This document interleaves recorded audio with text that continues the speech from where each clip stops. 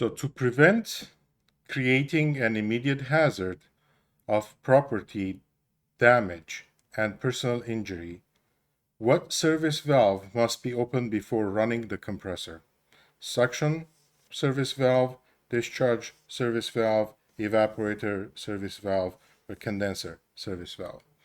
Those are not all service valves, but let's say they are, and we're asking what is that makes this service valve closed an immediate hazard to property damage or personal injury.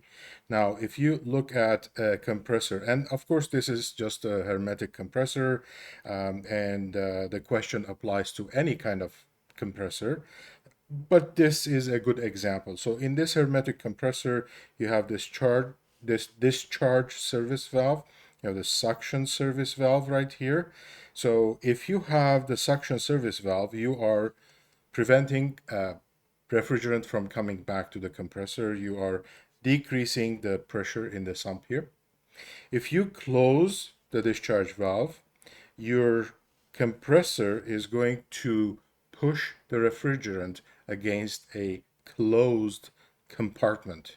And that is going to create a big hazard because if you close this discharge line here, what will happen is that the compressor will try at its capacity to send in all the refrigerant that is in the sump into that little space here, creating the hazard of, I would say, explosion, not combustible explosion, but forceful explosion. In that case, the correct answer would be discharge. So discharge line service valve should be open. You have to be certain 100% before you run the compressor.